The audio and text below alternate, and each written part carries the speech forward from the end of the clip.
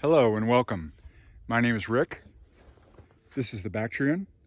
This starts my next series on motorcycling and first aid. And this series will be all about the acronym S.A.F.E, S-A-F-E. And S.A.F.E stands for survey. The A stands for assessment. And it will include the ABCs, airway, breathing, and circulation. The F stands for first aid, administer first aid as needed. And finally, the E stands for evaluation. As always, this information is in no way meant to be a substitute for professional medical evaluation and treatment. I would strongly suggest taking an EMT course and becoming trained in CPR to deliver the best care in the field. May God speak to you through these videos and grant you safety and enjoyment through all your adventures.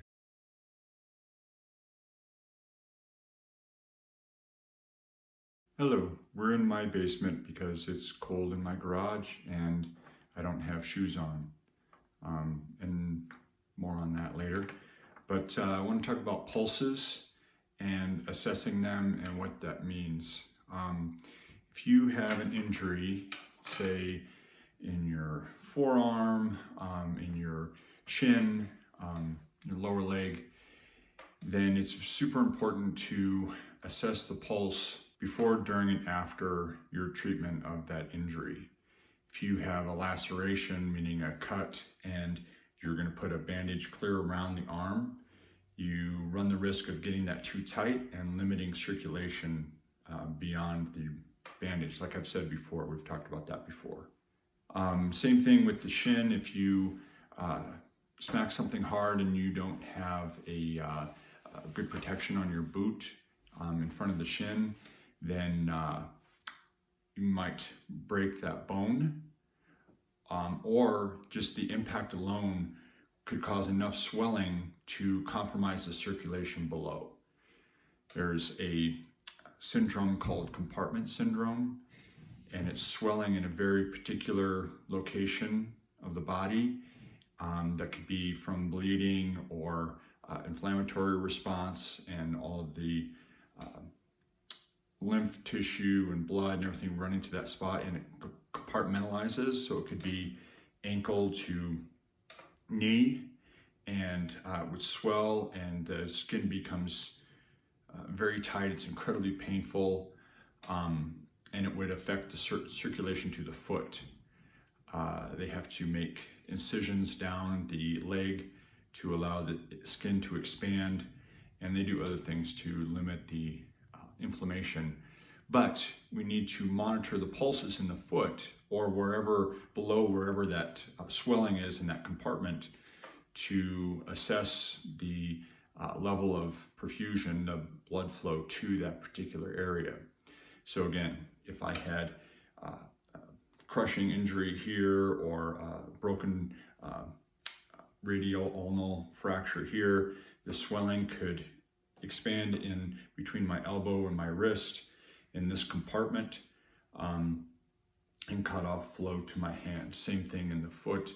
If this were my shin and this were my foot, the swelling could become so severe in this portion that it would cut off good circulation to my hand.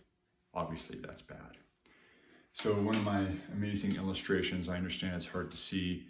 Hopefully I can put up some graphics that'll be easier. But if we have our heart here, and then the aorta coming out of the heart to feed the rest of the body, and then I've obviously bypassed a lot of the rest of the body here. But if we come down and we have our open hand here in our anatomical position, and as the artery, this is the aortic arch, and then it comes down, and then it would be the brachial artery up in this part of the arm here. And then as it descends down the arm distally, it comes near this bone, the radius, and you can feel it there. So typically the arteries run deep, but we can feel them where they get closer to the surface, and especially when they have a bone behind them that we can press against to get a good assessment of that pulse. If we try to feel a pulse further in the arm, it's too deep and there's too much tissue to get an accurate assessment. So pulse locations, again, like I've said before, we want to assess pulses that are closest to the problem or injury. If somebody is unconscious, our problem is here, so we assess the carotid pulses. And it's important how we assess them. There's multiple ways to assess a pulse. I do 2 or 3 fingers, okay? And then if I have a unconscious victim, I never want to come across the trachea, the airway, right? So I just want to find my landmark here, which is the trachea and Adam's apple, and then bring this down. And there's this sternocleidomastoid bone, muscle, not bone, muscle. It comes down here, you see it there. So I bring it down into there, and see I'm using 3 fingers, and I can feel that pulse, okay? And again, I'm not covering the airway. I don't have my hand around the trachea. I'm on the side of it, so I don't run any risk of occluding the airway at all. And you shouldn't have to push very hard to feel that pulse. So great to practice this on yourself prior to having to do a real assessment. So you get a good idea of not only how it feels, but the type of pressure that you need to assess a pulse, okay? So carotid, if you're unconscious. If you're just curious, or if you have a victim who is injured and they're maybe super anxious and excited, radial pulse just below the wrist is the easiest and least invasive. People typically don't mind having their hands touched and things if they know it's going to happen. See, I'm using 2 fingers here, and I'm feeling that pulse run along that my fingertips, and I get a better assessment of that pulse, of the character of that pulse. And then the pulses in the feet, which I'll talk about more here in a little bit. So carotids, radius, and the pedal pulses, pedal feet, are the most important, the ones that I assess the most. And again, those are either near the surface or a hard surface or bone we can push against and feel the characteristics of that pulse. We can also count heart rate, which is important in some field aspects, but there's not a lot we're going to do if we're out on our motorcycles and somebody has a high heart rate called tachycardia. You can try and calm them down. Tachycardia could also be from bleeding if they're low on, or if they're dehydrated, if they're low on fluids or bleeding, then the heart rate is trying to compensate for that and perfuse, get blood out to the extremities, and it'll do that by increasing the heart rate because there's less to move, so it tries to move it more quickly to get the same volume out to the the hand, the feet, the skin, everything away from the heart is trying to feed it and get oxygen. So heart rate, again, we can try to help somebody calm down, but there's not a lot we're going to do about that in the field. And if somebody is dehydrated or has significant blood loss, then you'll see a lot of, you see more fast heart rate, tachycardia, and it would be this threadier pulse. I have these perfect pictures of a regular pulse. You just feel that as you have the heart beats, it sends a pulse, a bulge down the artery. If you have a bounding pulse, it's like a huge bulge. Typically, we don't see that in the field either, especially if somebody is relatively fit, has working kidneys and things like that. We typically don't see a bounding pulse. Usually it has to do with fluid overload. But a thready pulse we might see if somebody has been bleeding significantly, or is very dehydrated. You can see a thready pulse, and that's when it's super important to have 2 or 3 fingers so you can feel that go across. If you have one finger, you're not really getting a true picture. And when I say thready, if you can take a piece of thread and put it in between your fingers and your thumb and just run it along in these quick successions, that'll give you an idea of what a thready pulse feels like. And a normal pulse should be what you have right now. You can feel that just below the thumb. Your thumb radiates, so this is the radius, and the ulna is over here. So just go right below the thumb on the radius with 2 fingers. That should be a pretty normal pulse, right? It can be faster, slower, have slightly different characteristics, but overall this is what you want it to feel like. So counting heart rate to determine if it's fast or slow, not super important, but typically I say to folks that you want to count for 15 seconds. It's easier, right? Okay, so I have my watch. I find one of the 5s on the dial with the second hand, place my 2 fingers on that pulse, on that artery, and when I feel it, I count, and I'm just looking at the 15. So if I start on the 6, I look to the 9. If I start on the 9, I go to the 12. If I start on the 12, I go to the 3. So I'm just watching that second hand. I'm not counting the seconds, I'm counting the pulse that I feel. So I get to the 9, 2, 3, 4, 5, 6, 7, 9, 10, 11, 12, 13, 14, 15, 16, 17, 18. And when I get to the 12, that's 15 seconds, I stop counting. And I got 18 in that time. So just do 18 times 4. I'm not good at math. So 32, 18, 4, 72 beats per minute. Pretty average for me. I'm also feeling the characteristics of that pulse, and it feels totally normal to me. It feels nice and springy.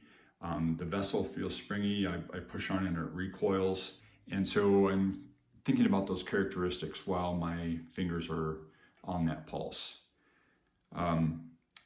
So again, if we have an injury in a forearm or in a shin or something like that, we want to assess both sides. Okay, so if I have my injury on my right arm, I reach out as I'm in a fall and I break this wrist, or I roll and I smack my forearm and break that, or have a laceration or whatever, and I'm concerned about my right hand, so I'm assessing the right pulse, right? That gives me some information, sure, but if I compare it to the left and the uninjured side, that's going to be basically my baseline. That's going to tell me what normal is for me.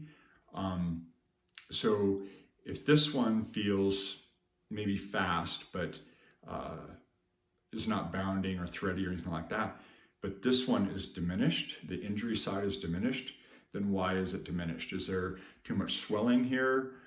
Do I have a bandage too tight? Is there a clot or something? Is there something going on that makes this pulse different than the left pulse? And comparing with call it bilaterally, both sides, if I had a leg injury, I would compare the pedal pulses on both sides, compare them bilaterally to see if there is a difference from the injured side to the uninjured side. Typically, they're pretty close to the same. There are cases people have vascular disease, arterial disease, heart disease, things like that, that they will differ. But for the most part, healthy, active people, they're about the same.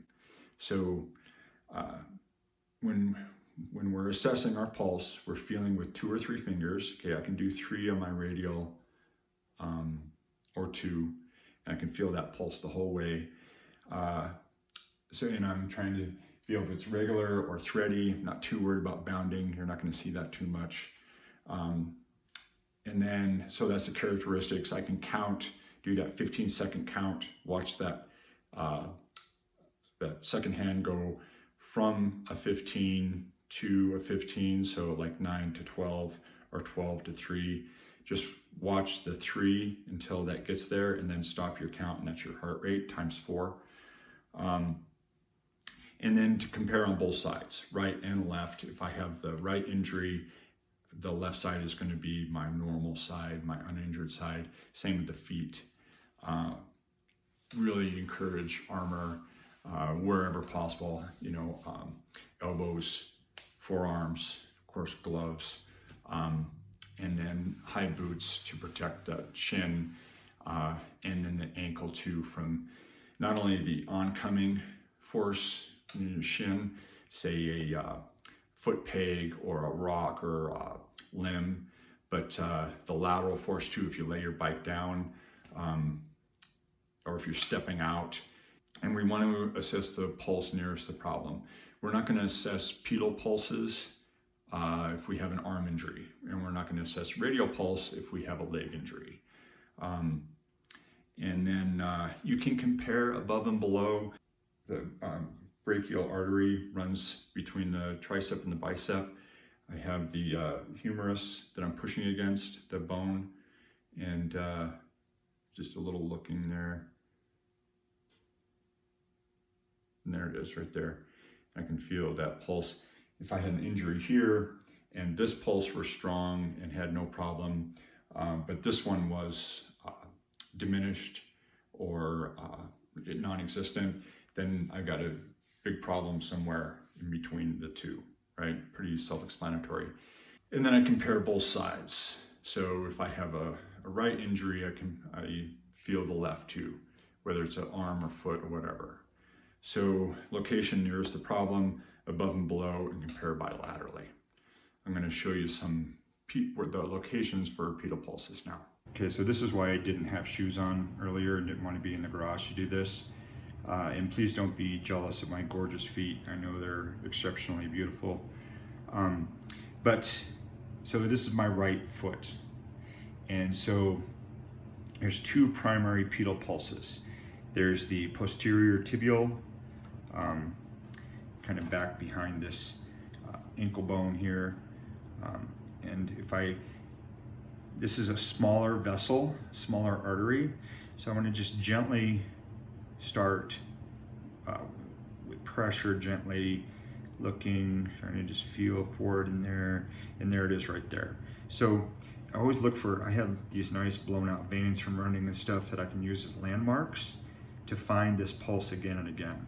So I see that blown out vein right there, put my finger on it, and there it is. And then I can come back here with multiple fingers and do a better assessment.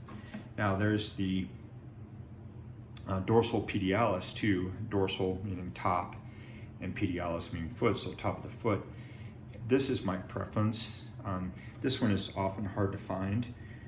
I have a hard time finding it, I should say, but this one is easier for me to find typically. And so again, these are small vessels, so you don't want to push too hard or you'll just cut off the blood supply and you won't feel the pulse. Mine is right there.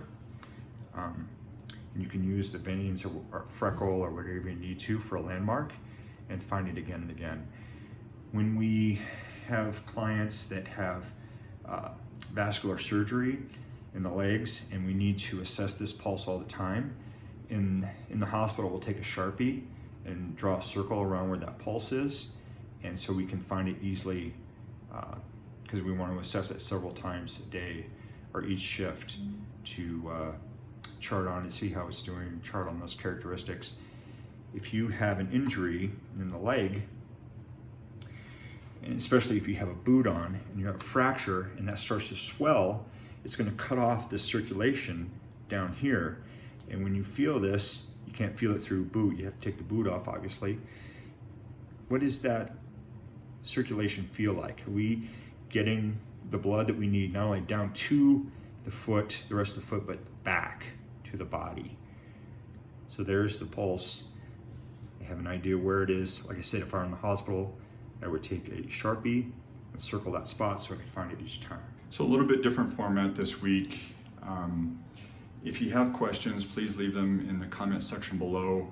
I'm happy to answer all the questions I can and as quickly as I can. Pulses are very important to healthcare providers. Gives us a ton of information, but pulses are super important, and especially if someone's unconscious, we want to know if they have a heart rate or not, if the heart is still pumping, and then we get into CPR at that point, and I'm not teaching CPR.